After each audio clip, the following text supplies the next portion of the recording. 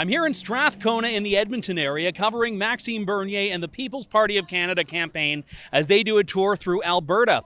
Bernier's been speaking to a number of large crowds, a packed church, open parks, taking what he says is a message of freedom and respect on the road. One of the events featured an Indigenous policy announcement in which Maxime Bernier said he planned to rip up the Indian Act and put forward a new plan with Indigenous Canadians that would focus first and foremost on freedom.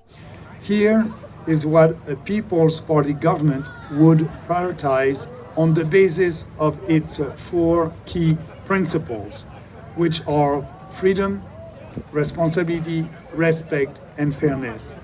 The People's Party believes our relationship must be based on mutual respect and on a balanced approach, taking into account the needs of the Indigenous population and the interests of the Canadian population as a whole.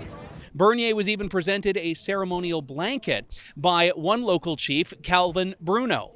And the blanket represents health and wellness and good intentions towards Mr. Bernier. When we give a blanket, that's what it symbolizes. That's what it represents. So I want to thank you. Aye.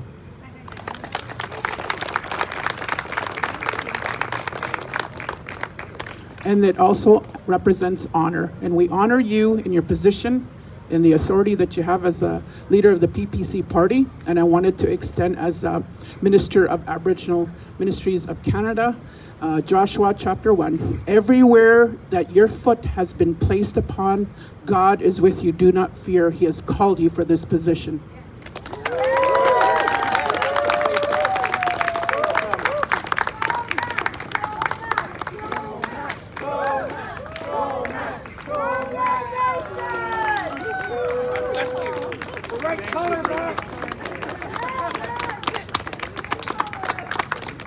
At the press conference, Bernier showcased his four Indigenous candidates, two from Alberta and two from Ontario, one of which said parties have been focusing too much on reconciliation without doing anything. He proposed a new path forward, which he called Reconcili-Action. I spoke with Chief Bruneau about what it was that brought him out to support Maxime Bernier and the People's Party. Well, I've looked at their Aboriginal Indigenous platform online, and I think they're on the right track with with a lot of what they're proposing, and that's to do away with the Indian Act, but also basically addressing Indigenous issues in general, right, and especially with the lack of clean drinking water and things like that.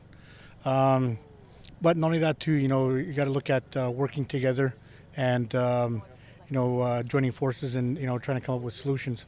So that's why I like what they're talking about. Plus, too, the freedom part that resonates with me as well, because we lost our freedoms over the years, and a lot of people don't realize that, and so we've been living this for a good 150 years, and Canada in general has been only experiencing that last year or so, and so it's something that we definitely know something about, so.